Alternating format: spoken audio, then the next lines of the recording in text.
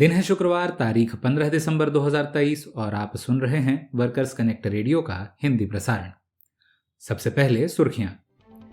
आंगनवाड़ी कर्मचारियों की हड़ताल ने पकड़ी गति, 4 राज्यों में बालवाड़ियां रहीं बंद। समान काम के लिए समान वेतन की मांग को लेकर तमिलनाडु के मदुरई में ग्रामीण डाक सेवक अनिश्चितकालीन हड़ताल पर। राज्यसभा में रेल मंत्रालय का खुलासा, पिछले 5 वर्षों में 361 रेल कर्मियों की काम के दौरान हुई मौत। सिंगापुर सरकार ने स्वास्थ्य कर्मियों के प्रति दुर्व्यवहार और उत्पीड़न पर लगाम लगाने के लिए जारी की नई रूपरेखा। और यूरोपीय संघ ने तैयार किए गिग मजदूरों के लिए कर्मचारी का दर्जा सुनिश्चित करने वाले नियम, जल्द ही पारित होगा कानून। अब खबरें तफसील से। मुल्क भर में आंगनवाड़ी कर्मचारियों की हड़ताल जोरों पर है।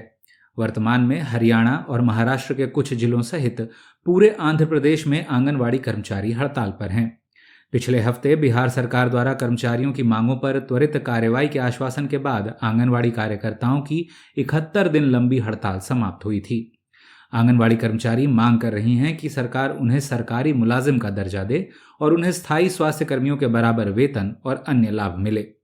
साथ ही आंगनवाड़ी कर्मचारियों की मांग है कि उनके वेतन में तत्काल बढ़ोतरी हो और सभी आंगनवाड़ी कर्मचारियों को ग्रेच्युटी देने के सुप्रीम कोर्ट के आदेश का पालन हो। रेल मंत्रालय द्वारा राज्यसभा में पेश किए गए आंकड़ों से खुलासा हुआ है कि पिछले 5 वर्षों में रेलवे पटरियों पर रखरखाव के काम के दौरान हुए हादसों में 361 रेल कर्मचारियों की जान गई है। सर्वाधिक मौतें मध्य रेलवे में हुई हैं, जहां 44 मजदूर मारे गए। वहीं उत्तर रेलवे में 40 और उत्तर मध्य रेलवे में 31 मौतें दर्ज हुईं। पूर्व मध्य रेलवे में 30, दक्षिण पूर्व मध्य रेलवे और उत्तर पश्चिम रेलवे में 24 मौतें हुई हैं, जबकि दक्षिण रेलवे में 20 मौतें दर्ज की गईं।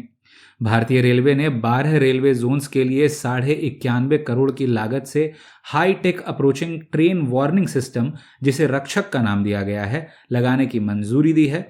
हालांकि यह प्रणाली पहाड़ी इलाकों, गहरी कटाई, सुरंगों और तेज मोड़ों पर प्रभावी नहीं है, जहां दृष्टि रेखा में रुकावट होती है और दुर्घटना की संभावनाएं भी अधिक होती हैं। डाक विभाग द्वारा ठेके पर काम पर रखे गए ग्रामीण डाक सेवकों ने तमिलनाडु के मदुरई में समान काम के लिए समान वेतन, पेंशन, छुट्टी और परमानेंट डाकियों को मिलने वाली सभी अन्य लाभ पाने के लिए अनिश्चितकालीन हड़ताल शुरू की है। अनिश्चितकालीन हड़ताल का आह्वान अखिल भारतीय ग्रामीण डाक सेवक यूनियन और नेशनल यूनियन ऑफ ग्रामीण डाक सेवक ने संयुक्त रूप से किया है। संयुक्त मंच की मांग है कि कमलेश चंद्र समिति की रिपोर्ट में दी गई सिफारिशों को तत्काल लागू किया जाए, जिसमें सभी डाक सेवकों के लिए चरणबद्ध तरीके से 3 चरणों में प्रमोशन, छुट्टी न लेने के एवज में 180 दिनों तक नकदी लेने का प्रावधान और स्थायी चिकित्सा बीमा का प्रावधान शामिल है।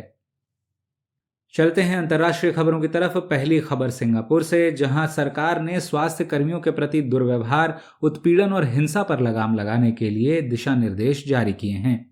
पिछले साल मार्च में स्वास्थ्य कर्मियों के प्रति हिंसा के बढ़ते मामले का संज्ञान लेते हुए सरकार ने एक त्रिपक्षीय समिति का गठन किया था, जिसने पाया कि हर 3 में से 1 स्वास्थ्यकर्मी को सप्ताह में कम से कम 1 बार कार्यस्थल पर हिंसा या उत्पीड़न का सामना करना पड़ता है।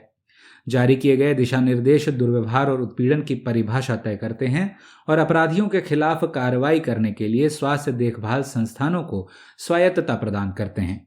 इनमें दुर्व्यवहार करने वाले उन रोगियों को अस्पताल से छुट्टी देने का प्रावधान है जिनके विषय में डॉक्टरों ने पाया हो कि उन्हें तत्काल चिकित्सा देखभाल की आवश्यकता नहीं है।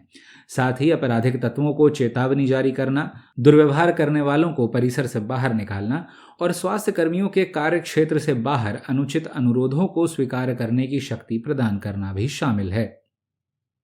आखिरी खबर यूरोपीय संघ में, जहां 2 साल की लंबी खींचतान के बाद आखिरकार कानून निर्माताओं ने प्लेटफॉर्म वर्कर डायरेक्टिव, यानी वह कानून जिसके तहत गिग वर्कर्स को कर्मचारी होने का दर्जा मिल सकेगा, का खाका तैयार कर लिया है। कर्मचारियों के रूप में मान्यता मिलने से गिग मजदूरों के लिए न्यूनतम वेतन, स्वास्थ्य और अवकाश लाभ जैसे बुनियादी लाभ सुनिश्चित हो सकेंगे, जिसे पाने के लिए अभी उन्हें लंबी अदालती लड़ाई लड़नी पड़ती है। यह निर्धारित करने के लिए कि किन गिग मजदूरों को कर्मचारी माना जा सकता है, कानून निर्माताओं ने 5 मानदंडों की एक सूची प्रस्तावित की थी, जिसमें मजदूरी तय करने का अधिकार, काम के लिए वर्दी आदि का निर्धारण, काम का अवलोकन, समय पर नियंत्रण और दूसरी कंपनियों के लिए काम करने की आज़ादी आदि शामिल थे। यदि इन 5 में से कोई भी 2 मानदंड पूरे होते हैं तो मजदूर को कर्मचारी माना जाएगा, न कि स्वतंत्र ठेकेदार। पूरे यूरोपीय संघ में लागू होने के लिए इस कानून को पहले परिषद और संसद में पारित होना होगा। इस अंक में बस इतना ही। अगले हफ्ते फिर होगी मुलाकात ताजा तरीन खबरों के साथ। तब तक के लिए दें इजाजत।